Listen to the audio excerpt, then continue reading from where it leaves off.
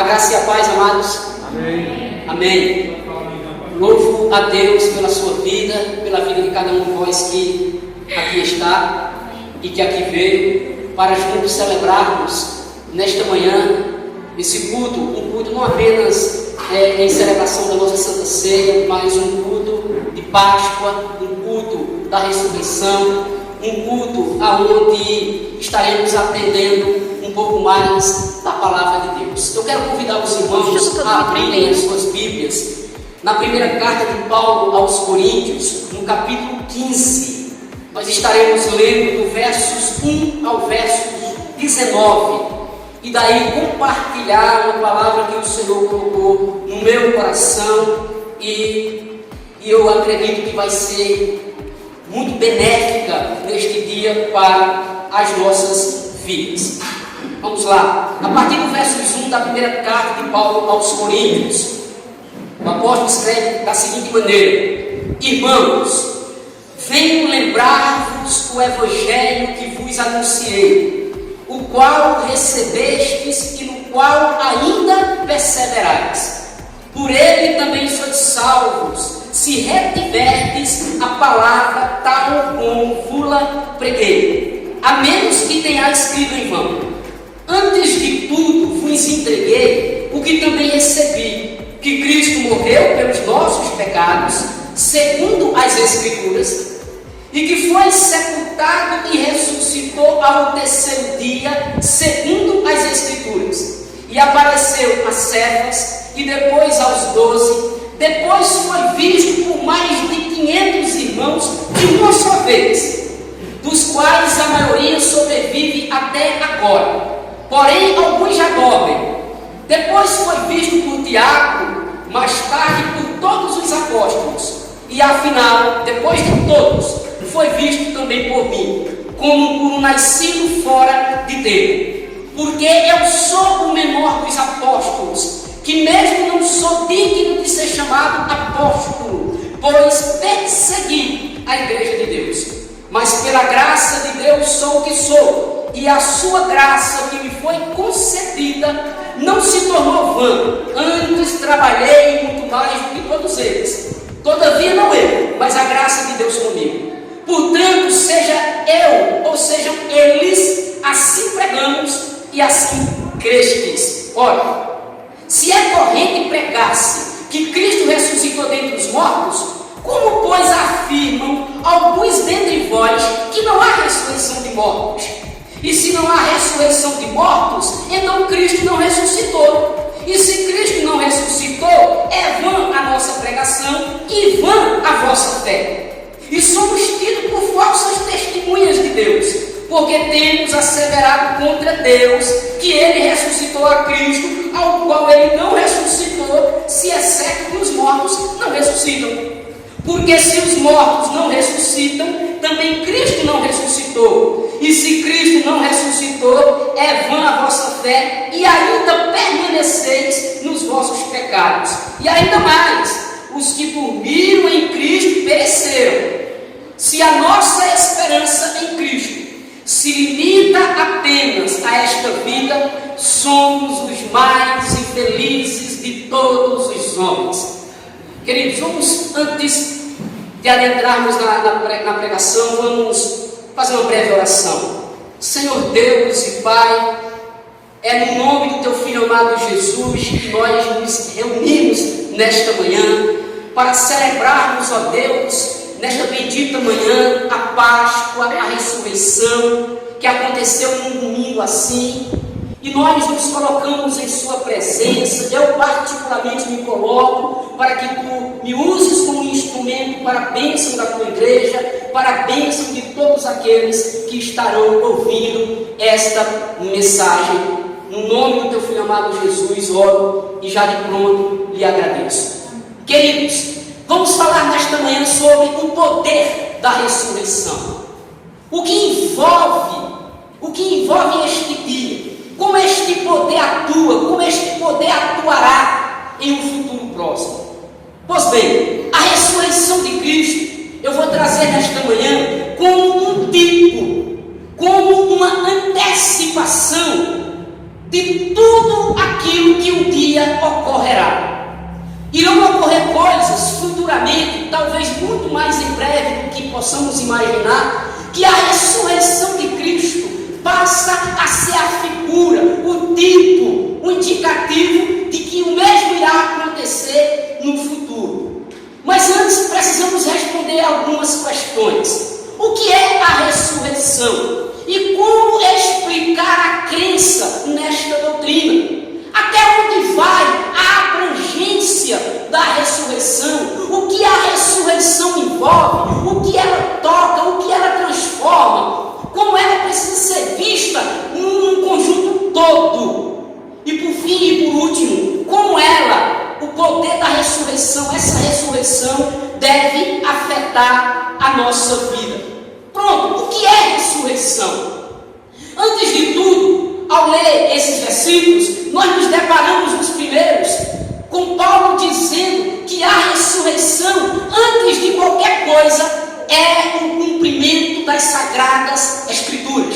E eu peço que você mais uma vez me acompanhe a partir do verso 1, como Paulo diz assim: irmãos, venho lembrar-vos o Evangelho que vos anunciei, o qual recebestes e no qual ainda perseverais. Por ele também sois salvos, se retiverdes a palavra, tal como vos-la preguei, a menos que tenha escrito em vão. Antes de tudo vos entreguei o que também recebi, que Cristo morreu pelos nossos pecados, segundo as Escrituras, e que ele foi sepultado e ressuscitou ao terceiro dia, segundo as Escrituras. Nós lemos isso dos versos 1 ao versos 4 da nossa leitura. Porém, a ressurreição, na mente de Paulo, vai além do que o cumprimento das Sagradas Escrituras. Essa nova doutrina, ou esse acontecimento, torna-se a base dos escritores primitivos do Novo Testamento.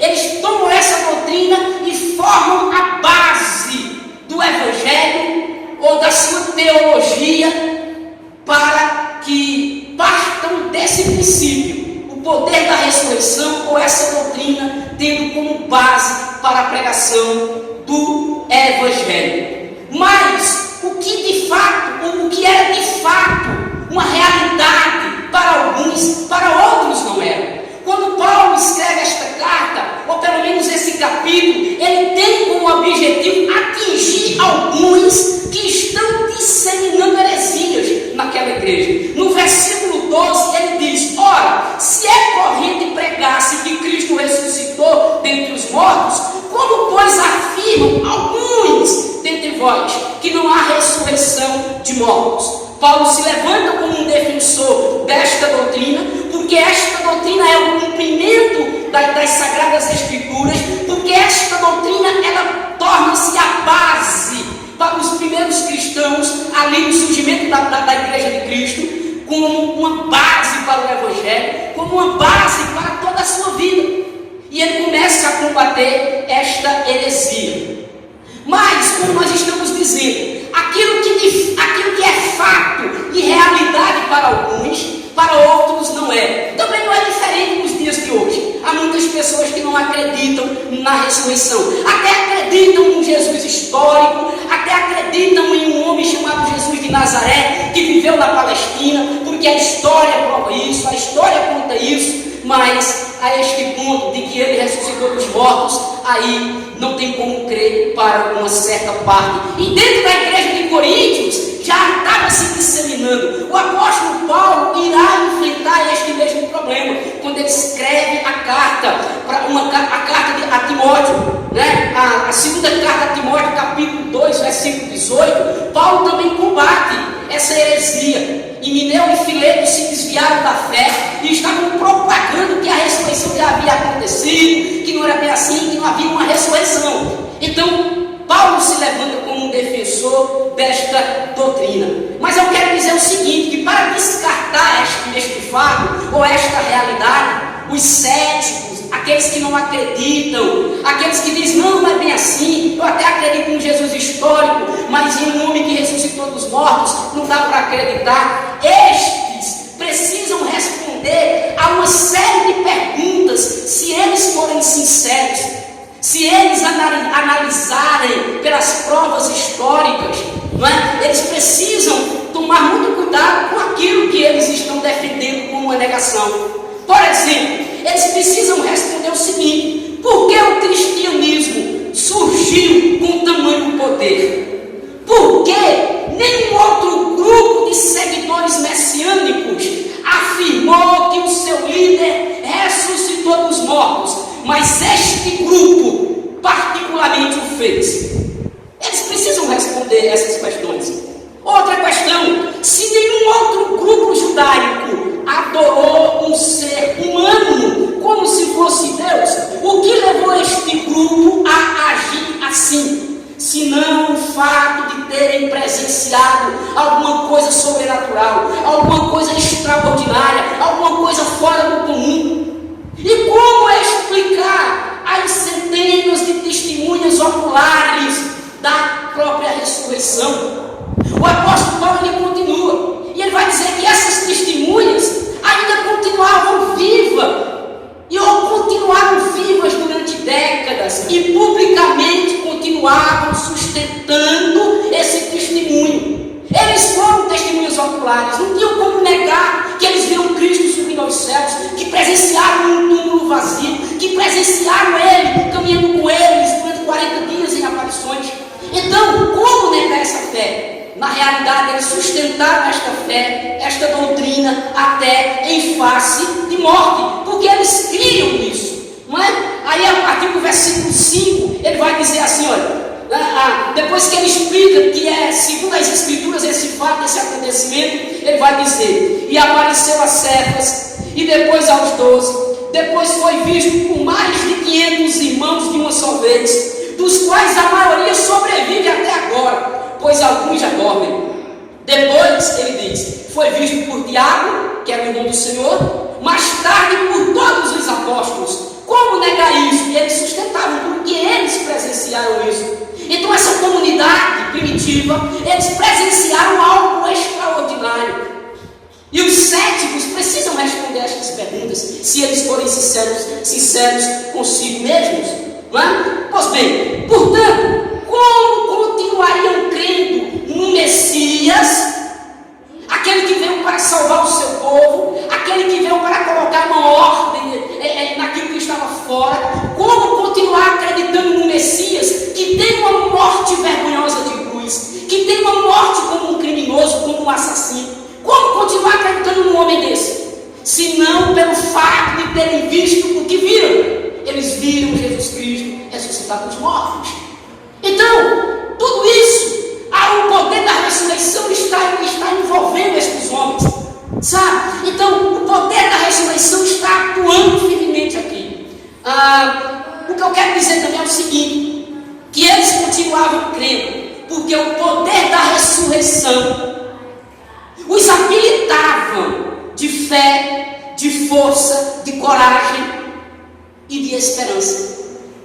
Esse mesmo poder está à disposição da igreja, e a igreja precisa caminhar tendo esta verdade também em suas vidas: esperança, coragem, força, fé. O poder da ressurreição atua em tudo isso na vida de um cristão.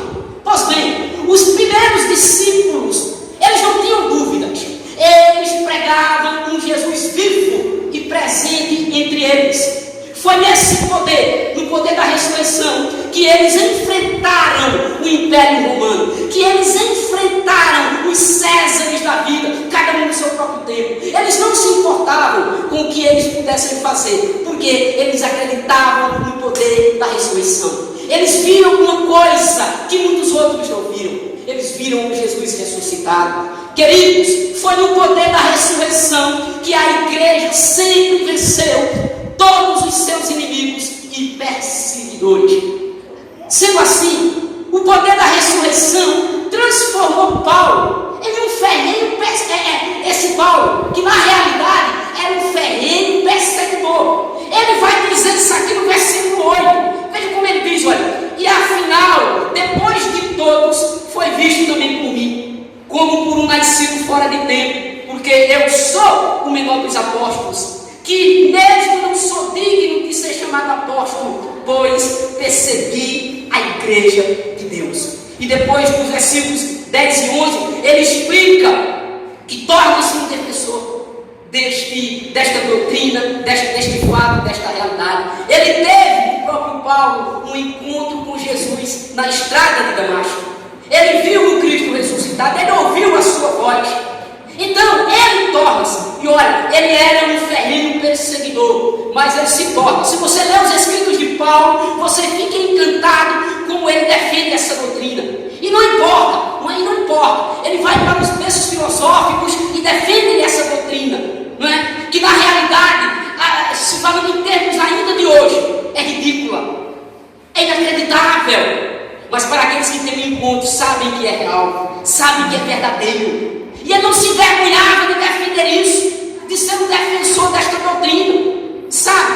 E ele vai, porque ele é impulsionado por este poder da ressurreição. Meus queridos, a crença na ressurreição foi tecida, foi organizada por esses crentes primitivos, não apenas na sua teologia. Não, a ressurreição não fazia parte apenas da sua teologia, fazia parte da sua prática de vida. Eles viviam conforme, mediante o poder da ressurreição. Eles acreditavam piamente que isso era uma realidade. E eles viviam como pessoas ressurretas. Eles viviam andando em novidade de vida, o que veremos no final. Eles caminhavam com esta certeza de que essa base, de que essa doutrina da ressurreição precisava fazer parte de sua vida comum todo. Então, eu digo até mais, as próprias histórias e símbolos da igreja primitiva faziam parte dessa doutrina. Eles defenderam ela e ensinaram elas de todos os aspectos. Olha, não dá para imaginar os primeiros discípulos sem essa doutrina. Tentar explicar o nascimento da igreja, o surgimento da igreja, ou um Jesus histórico, sem a ressurreição, é uma piada, é uma blasfêmia, é uma loucura. Não tem como explicar o surgimento da igreja, ou um Jesus histórico, retirando o milagre da ressurreição, o milagre da paz. E eu vou dizer e digo mais: elimine a ressurreição e nada mais restará, e nada mais fará sentido. Eu sei que como cristãos nós olhamos para a sexta-feira da paixão, para a Páscoa, nós olhamos para a cruz e olhamos para a morte, mas olha, a morte de Cristo não faria sentido sem a ressurreição. Elas se completam. A ressurreição é o cumprimento de tudo. Como continuar acreditando, repito, em um Jesus que morre? Olha, os discípulos, ou os primeiros apóstolos, ou os apóstolos, aliás, não primeiro, mas os apóstolos, eles tinham desafios pela frente. Primeiro, provar que o homem é Deus. Uau! Eles provavam pelas Escrituras que Jesus de Nazaré, apesar de homem, era Deus. Provar que o Cristo, que o homem morreu é fácil. Mas provar que o homem ressuscitou dos mortos é complicado. E eles vão diante desse desafio, porque são impulsionados, eu repito, pelo poder da ressurreição. Mas aí eu me volto mais uma vez para aqui. Tira a ressurreição, elimine a ressurreição, e tudo não faz sentido. É isso que Paulo diz a partir do versos 12. Mais uma vez eu vou ler, quando ele diz assim: ora, se é corrente pregar-se que Cristo ressuscitou dentre os mortos, como pois afirmam alguns entre vós que não há ressurreição de mortos? E se não há uma ressurreição de mortos, então Cristo não ressuscitou. E se Cristo não ressuscitou, é vã a vossa pregação, e é vã a vossa fé. A nossa pregação é vã e é vã a vossa fé. E somos tidos por falsas testemunhas de Deus, porque temos asseverado contra Deus que Ele ressuscitou a Cristo, ao qual Ele não ressuscitou, se é certo que os mortos não ressuscitam. Porque se os mortos não ressuscitam, também Cristo não ressuscitou. E se Cristo não ressuscitou, repito, é vã a vossa fé, e ainda permaneceis no vosso pecado. Percebe o poder da ressurreição, como ela atua? Olha, se há uma igreja que caminhando com Jesus histórico, acreditando em tudo, menos no poder da da ressurreição, essa igreja, esse indivíduo, continua nos seus pecados, ele continua no mesmo mundo de outrora. Não faz sentido. Elimina a ressurreição e tudo se acaba, porque era o cumprimento, repito, das Sagradas Escrituras. Você quer ver como nós entendemos isso? Sobre o poder da ressurreição? Vamos perguntar aos homens, vamos perguntar àqueles 2 discípulos que caminham para Emaús. No capítulo 24 de Lucas, há uma experiência de 2 discípulos que eu acho muito interessante e que se encaixa perfeitamente naquilo que eu acabara de falar, com respeito de eliminar-se a ressurreição e ver o que se sobra em tudo mais. Aí no capítulo 24, no versículo 13 de Lucas, está escrito o seguinte: naquele mesmo dia, 2 deles estavam de caminho para uma aldeia chamada Emaús, distante de Jerusalém 60 estádios, e iam conversando a respeito de todas as coisas sucedidas. Aconteceu que, enquanto conversavam e discutiam, o próprio Jesus se aproximou e ia com eles. Os seus olhos, porém, estavam como que impedidos de o reconhecer. Então eles perguntou a Jesus: que é isso que vos preocupa e de que ides tratando à medida que caminhais? E eles pararam entristecidos. Um, porém, chamado Cleopas, respondeu dizendo: és o único, porventura, que tendo estado em Jerusalém ignoras as ocorrências destes últimos dias?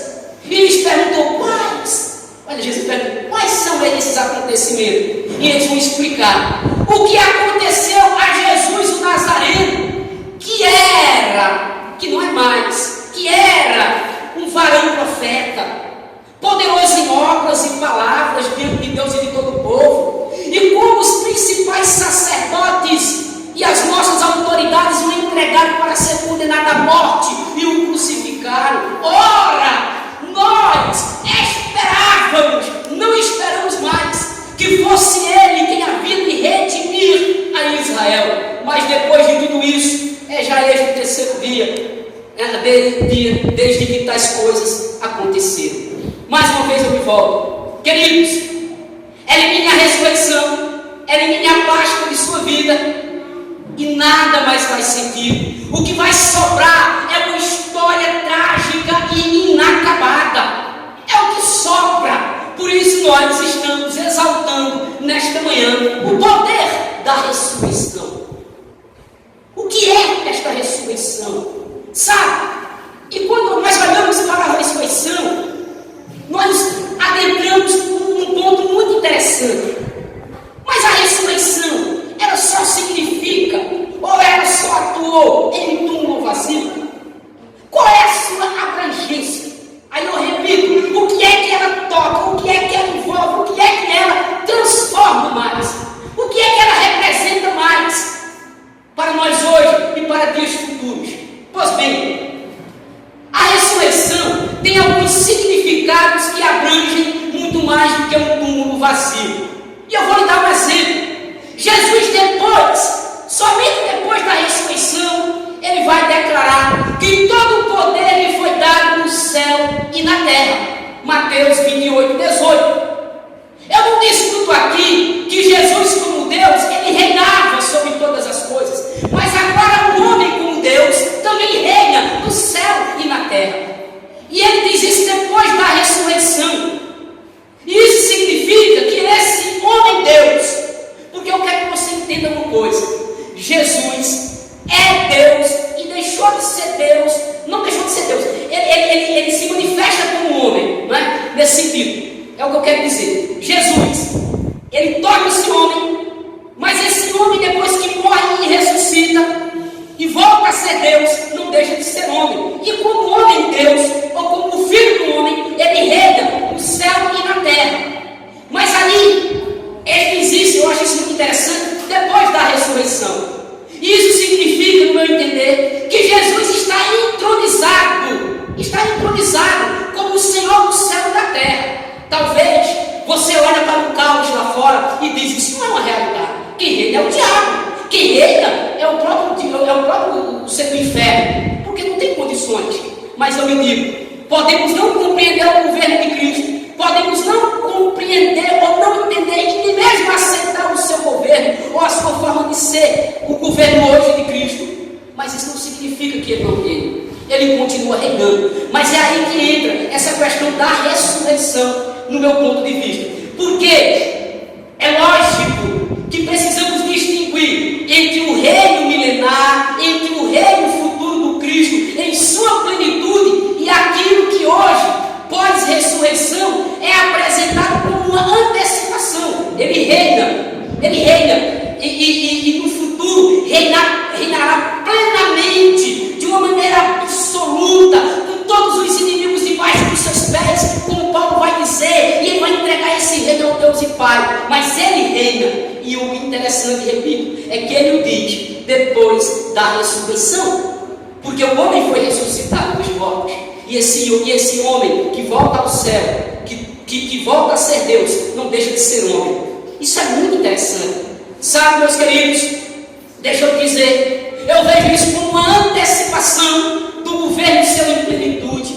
A Semana Santa, que tem o seu clímax com a Páscoa ou com a ressurreição, também se assemelha com a semana da própria criação. E pastor, como assim? Você percebe que em 6 dias, ou em uma semana, para ser mais exato, Deus, ele cria todo o universo. Porém, a humanidade jamais pensaria que em uma semana, Jesus, por meio da sua ressurreição, estaria, como é que eu posso dizer, recriando o caos em que a queda, o pecado lançou os homens, lançou este mundo. Uau! Isso tudo é pelo poder da ressurreição. O poder da ressurreição, ou a ressurreição de Cristo, abrange muito mais, porque é um poder recriador e é um poder que está à disposição da igreja do Senhor. Eu sei que isso são antecipações daquilo que veremos em plenitude. Sim, Jesus, por meio da sua morte e ressurreição, reconciliou consigo mesmo todas as coisas nos céus e na terra. Você pode ler isso em Colossenses 1:20. Evidentemente que aqui se aplica o mesmo que falei agora há pouco, que essa reconciliação, assim como o seu reinado, assim como uma restauração de um mundo pós-queda a partir da ressurreição de Cristo, sabe? Essa reconciliação definitiva e conjunta do céu e da terra acontecerá no fim de tudo, quando o Senhor estender os novos céus e a nova terra, onde habita a justiça. Capítulos 21 e 22 de Apocalipse, Isaías, capítulo 65, do 17 ao 25, Romanos, capítulo 8, 19 ao 22, falam sobre esse novo céu, sobre esta nova terra. Mas tudo tem início. Eu vou dizer o seguinte: a ressurreição é o ponto de partida para todas estas coisas. É como se Deus estivesse nos dizendo o seguinte: da maneira que eu ressuscitei, ou da maneira que o Espírito de Deus ressuscitou a Cristo dentre os mortos, esse mesmo poder não apenas resgata o homem, vai resgatar todo o cosmos, vai resgatar tudo, porque tudo precisa ser consertado. A própria criação está entregue a um cativeiro, e Deus não permitirá que permaneça da mesma maneira. A criação de Deus é boa, tudo que Ele criou foi bom, Ele só é bom. Percebe lá, quando Ele está criando, Ele olha assim para a criação e diz: é bom, e ela vai voltar a ser o que era, em sua plenitude.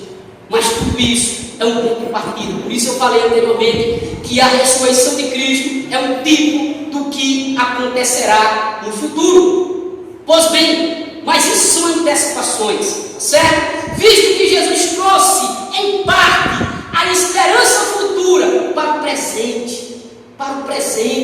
A ressurreição, meus queridos, fez surgir um novo dia. Uma nova semana, uma nova era. Mesmo em meio a uma era já presente, mesmo em meio a um caos. Eu entendo o versículo 17 da nossa leitura da seguinte maneira: queria que você compartilhasse. Perceba como isso é interessante. Da carta aos Coríntios, o capítulo 15, o versículo 17, quando ele diz assim: olha, Se Cristo não ressuscitou, é vã a vossa fé e ainda permaneceis nos vossos pecados. É como se não. O homem que não acredita na ressurreição, ele permanece no seu mesmo mundo, na sua mesma semana, no seu mesmo dia, no seu mesmo pecado, no seu mesmo mundo. Não no mundo de Deus, não naquilo que Cristo trouxe, não na realidade que a ressurreição apresenta. Porque a realidade da ressurreição é que Ele faz surgir um novo dia, é que Ele faz surgir uma nova era, é que Ele faz surgir um novo mundo em meio ao caos. E esse mundo, parte, nós já temos experimentado em parte, e o experimentaremos em sua totalidade, em sua plenitude, em um futuro, que pelas coisas, da maneira que caminham, vai ser bem mais próximo, está bem mais próximo do que nós imaginamos. Meus queridos, a história de muitos está sendo reescrita, ou vem sendo reescrita a partir deste ponto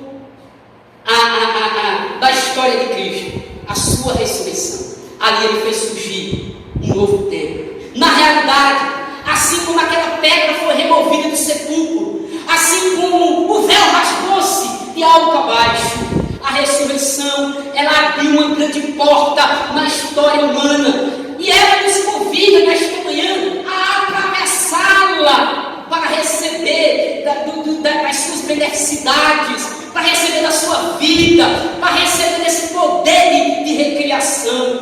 Meus queridos, assim, a Páscoa é a certeza de uma vida completamente nova para todo aquele que Cristo resgata. Para todo aquele que Cristo resgata. Na realidade, o próprio Paulo diz em 2 Coríntios capítulo 5, versículo 17, que aquele que está em Cristo é uma nova criatura. Ué, como essa pessoa é uma nova criatura? Ela é uma nova criatura no mundo de Deus. Ela é uma nova criatura porque ela entrou pela porta que a ressurreição lhe abriu.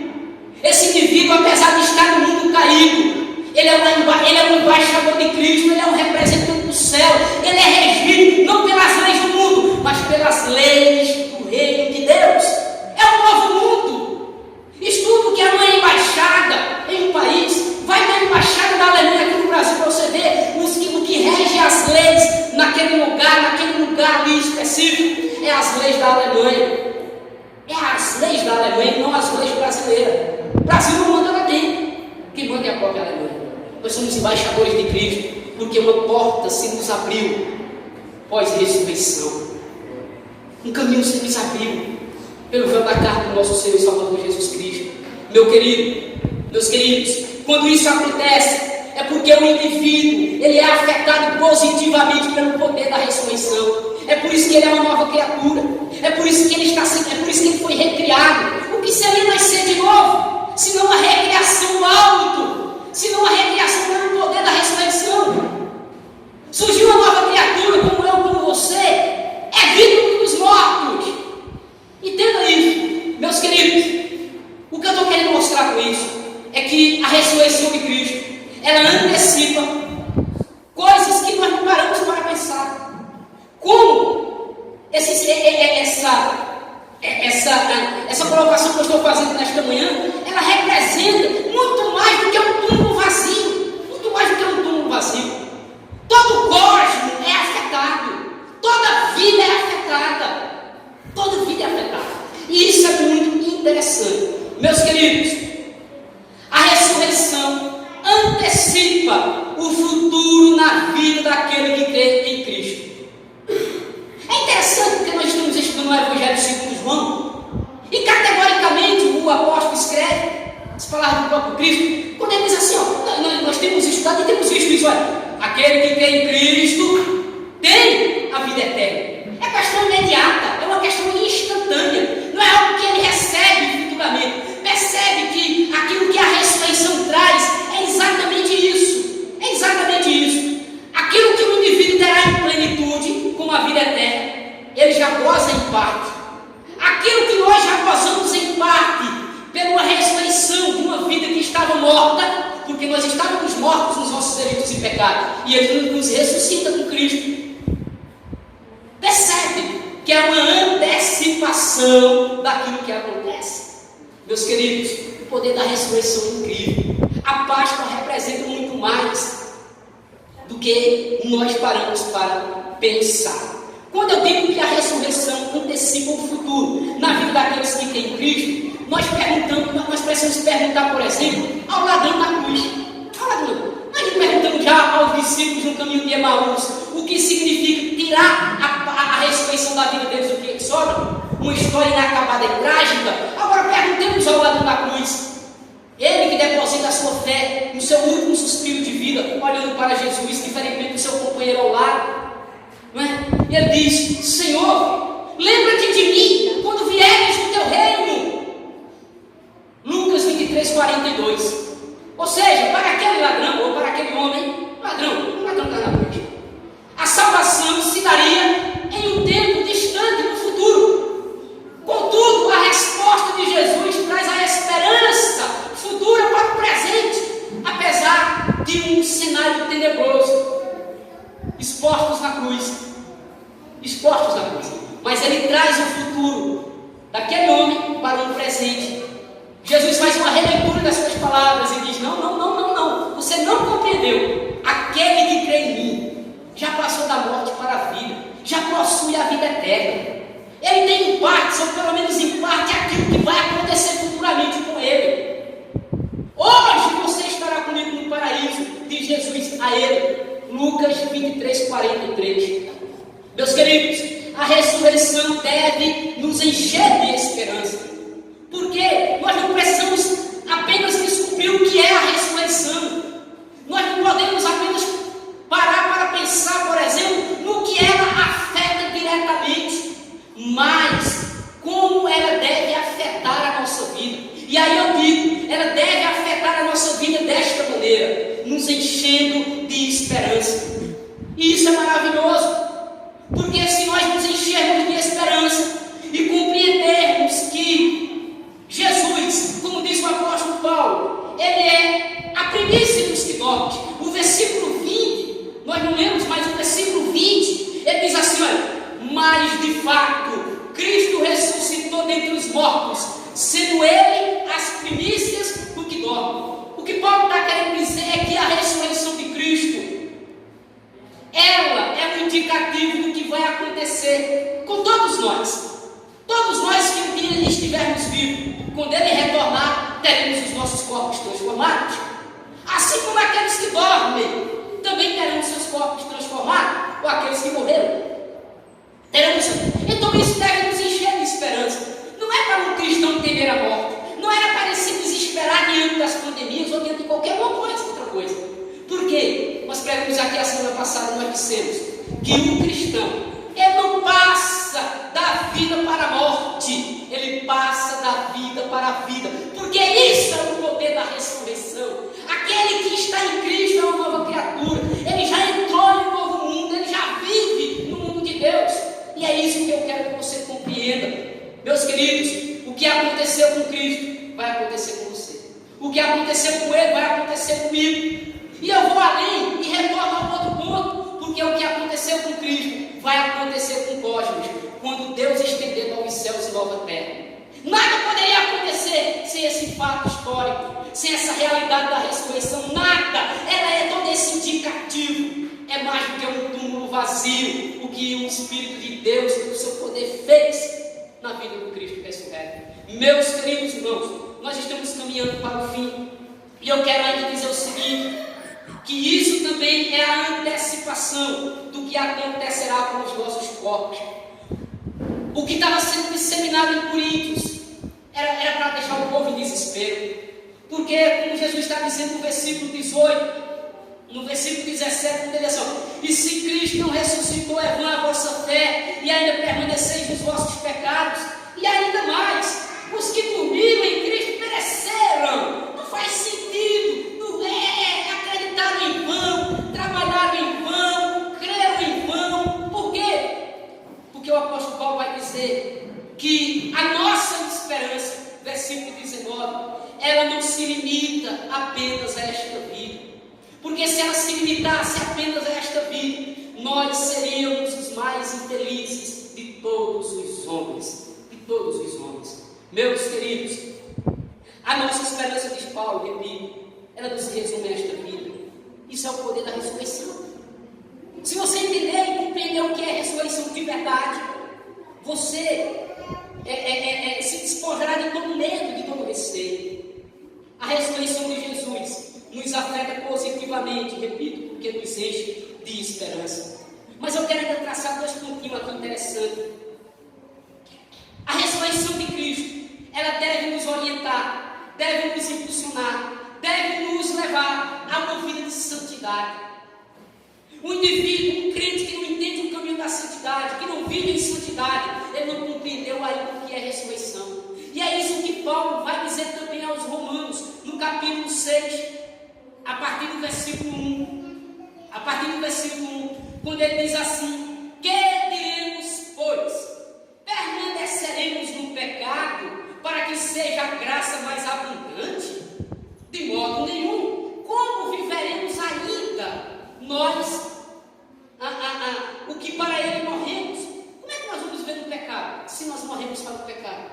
Ou porventura ignorais que todos que fomos batizados em Cristo Jesus, fomos batizados em sua morte? Fomos, pois, sepultados com ele na morte pelo batismo, para que, como Cristo foi ressuscitado dentre os mortos pela glória do Pai, assim também andemos nós em novidade de vida. Porque se fomos unidos com ele na semelhança da sua morte, certamente o seremos também na semelhança da sua ressurreição. Como foi que Cristo ressurgiu dos mortos? Com um corpo glorificado, diferente em todos os aspectos, ao ponto de não ser reconhecido. O que eu quero dizer com isso é que o homem ou a mulher que vive pelo poder da ressurreição, ele é uma nova criatura e, portanto, a sua vida precisa ser conhecida de outra maneira. Mentiras, não mente mais. Compravas e não pagavas, não faças mais isso. Pessoas que caminham dessa maneira não sabem o que é santidade, não caminham pelo poder da ressurreição. Ressurreição é uma nova vida, é um novo surgimento que acontece na vida daqueles que têm um encontro com Jesus. Ou seja, a ressurreição, o poder da ressurreição deve nos levar a uma vida de santidade. E o poder da ressurreição, como o apóstolo Paulo irá encerrar este capítulo de Coríntios, ele vai dar um outro indicativo de como você deve se portar como um verdadeiro cristão, fazendo a obra de Deus. E ele dá um consolo àquela igreja, dizendo o seguinte, e aqui nós encerramos para orar neste momento. Ele vai encerrar o capítulo 6, que nós estamos tratando, o capítulo 15, que nós estamos trazendo, e no versículo 58, que ele encerra o capítulo, ele vai dar outro indicativo de como deve ser uma vida ressurreta. Ele diz assim: portanto, meus amados